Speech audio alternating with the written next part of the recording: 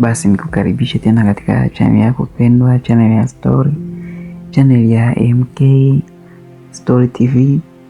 Basi natumai mzima wa afya, nami nikiwa mzima wa afya. Basi tumshukuru Mungu, nami nisichukue muda mrefu sana, moja kwa moja nikupeleke kwenye story yetu. Basi tuendelee pale tulipoishia katika part yetu 1 iliyopita, katika story yetu nzuri kabisa ya binti wa tajiri aliyempenda maskini, na hii ni part 2. Basi karibu tukaianze.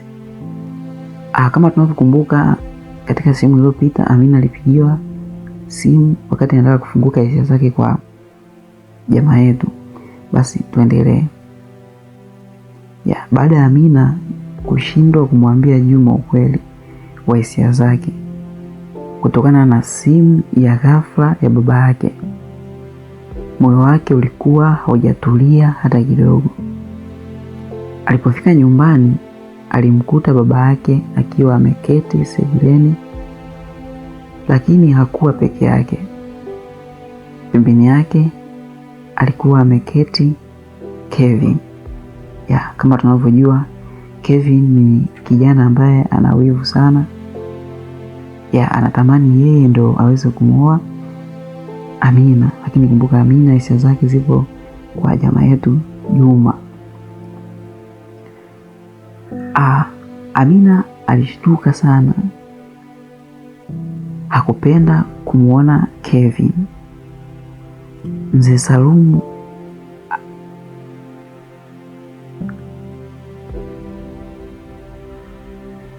Mzee Salumu akatamwika, akamwambia kaa hapa Amina. Basi Amina akakaa. Mzee Salumu akatabasamu, akamwambia Amina, nina habari njema. Kevin akatabasamu pia, lakini Amina hakufurahi. Naamini siku moja atakuwa sehemu ya familia yetu. Babake alikuwa na tabasamu pia, akiwa anataka aolewe na Kevin. Moyo wa Amina ukazidi kuwa mzito. Usiku huo Amina hakulala. Alikuwa akimfikiria Juma. Alikumbuka jinsi alivyomsaidia bila kutaka pesa. Alikumbuka tabasamu lake, na kwa mara ya kwanza alikubali moyo wake kuwa alikuwa amempenda.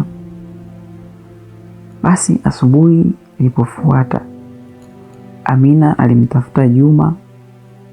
Walikutana bustanini. Walifurahi kuonana.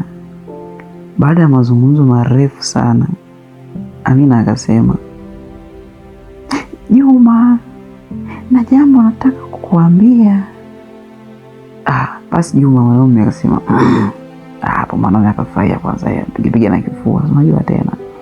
Akamwambia, na mama, niambie. Amina akavuta pumzi ndefu. Basi Amina kwa sauti ya chini ya kinyenyekevu akamwambia, Juma, nakupenda. Bwana. Hapa Juma akabaki kimya kwa sekunde chache.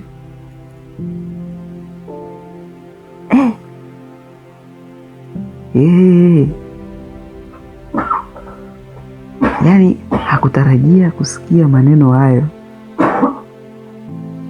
Mwishowe akatabasamu. Basi Juma mwanaume naye akajibu, Amina, nakupenda pia. Nami nakupenda mama.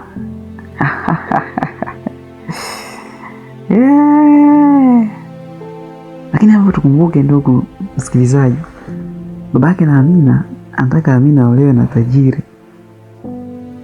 leo na tajiri Kevin, mtoto wa tajiri mwenzake Kevin. Basi wawili wa Amina akafurahi sana.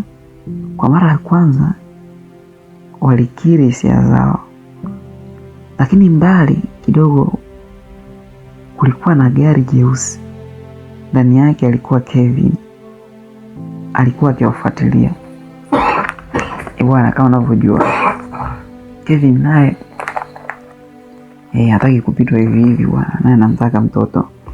Kwa Kevin bwana akawa kama shilawado fani. Kevin aliona kila kitu, hasira zikamjaa.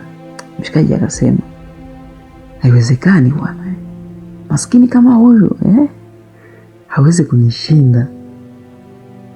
Siku chache baadaye mapenzi ya Amina na Juma yatazidi kukua. Kumrazi hapa ni akazidi kukua. Walikuwa wakikutana mara kwa mara, lakini walifanya kwa siri. Walijua baba yake Amina asingekubali. Sasa bwana, siku moja aliamua kupanga mpango.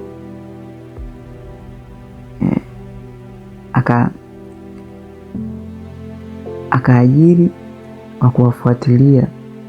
Baada ya siku 2 alipata picha za Amina. Bwana huyu ni jamaa wetu Kevin. Alipata picha za Amina akiwa na Juma.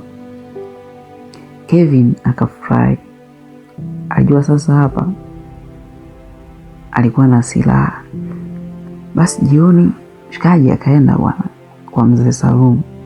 Akamwambia mzee, bwana mzee, kuna jambo nataka nikuonyeshe hapa. Basi Juma bwana kwa hivyo wake moja kwa moja akampa simu mzee Salum, babake na Amina.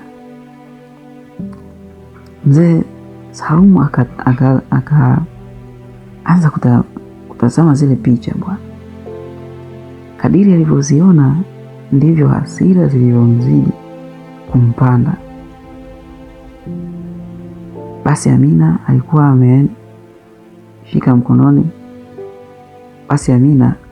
ameshika mkono wa Juma. Katika picha nyingine walikuwa wamekaa karibu sana. Uso wa mzee Salumu ukabadilika. Akamuuliza bwana Kevin, huyu ni nani? Basi Kevin akasema, ni kijana maskini anayezunguka na binti yako. Basi mzee Salumu pale hasira zikamzidi pale bwana. Mzee akasema, inawezekanaje mimi tajiri kama mimi mwanangu olewe na maskini kama huyu? Unajua tena si bwana ambao hatuna hela, tuna kazi vijana, ni utafute hela kwanza. Basi usiku huo Amina aliporudi nyumbani, baba yake mzee, baba yake alimuita bwana. Akamwambia, Amina kaa chini, mzee hapo amejaa, amevimba kweli. Basi Amina akakaa. Mzee Salumu akaweka simu mezani. Akamuuliza Amina, unamjua huyo? Amina, unamjua huyo? Basi mzee akawa amewaka kishenzi pale. Amina alipoangalia picha, moyo wake ukaruka. Alijua siri yao ilikuwa imefichuka. Basi Amina naye akajibu, ndio namjua baba. Basi mzee akamuuliza, ni nani kwa hasira? Basi Amina kistaarabu akamwambia, baba anaitwa Juma. Mzee akauliza, sasa na unafanya nini naye? Amina bwana akakaa zake kimya. Basi baada ya muda akasema, baba nampenda. Kauli hiyo ilimkasirisha sana mzee Saumu. Akasimama ghafla akasema, haiwezekani, binti yangu hawezi kuwa na maskini. Basi Amina akaanza kulia pale, baba, unajua mimi nampenda pesa sio kila kitu baba. Lakini baba yake hakutaka kusikia. Akamwambia kuanzia leo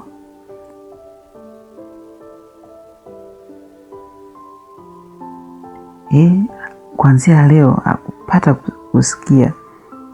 Kuanzia leo sitaki kumuona tena huyu kijana. Basi Amina akasema, baba tafadhali. Basi mzee akamwambia, nimemaliza, sasa kusikia chochote kile. Basi siku iliyofuata Amina hakuruhusiwa kutoka nyumbani. Simu yake ikachukuliwa. Alikuwa kama mfungwa.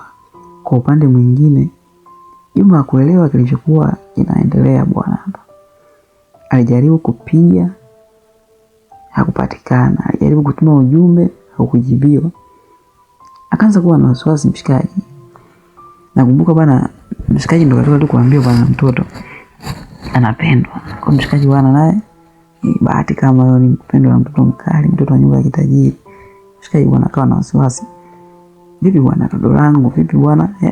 My sweet, my heart, my toilet. Hapatikani bwana. Basi baada ya siku 2 rafiki wa Amina alimsaidia kwa siri. Akamrudishia simu yake kwa dakika angalau 2 au chache. Haraka Amina akamtumia Juma ujumbe.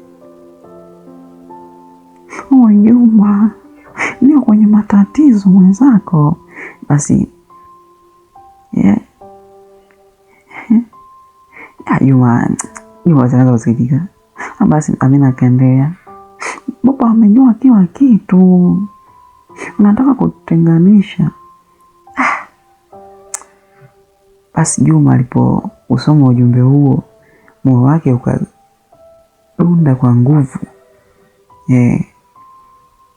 Basi aliamua lazima amuone, haijalishi nini kingetokea.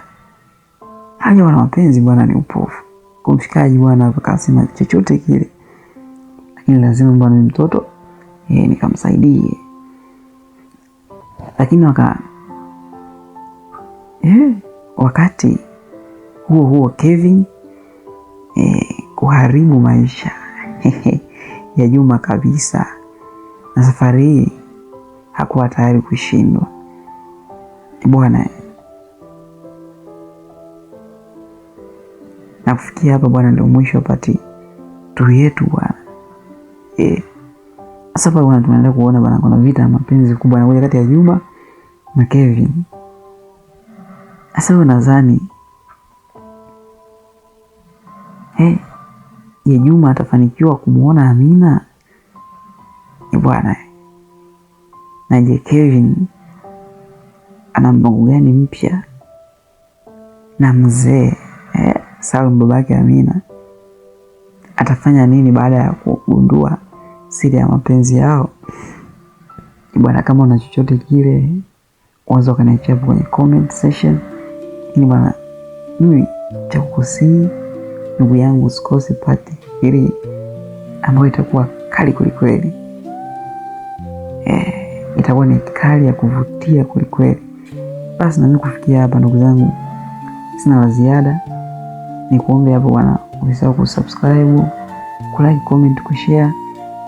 Niambie tu bwana tunasikiliza ukiwa wapi bwana.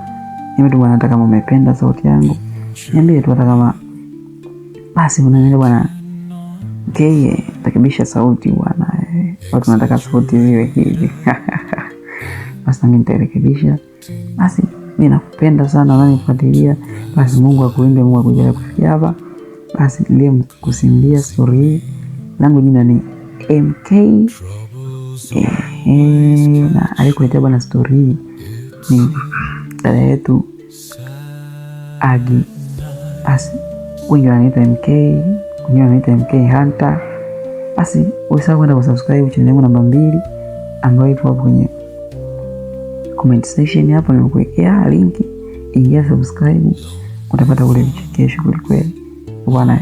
Kufikia hapa sana ziada, na kwa hiyo tukutane kwa wakati mwingine.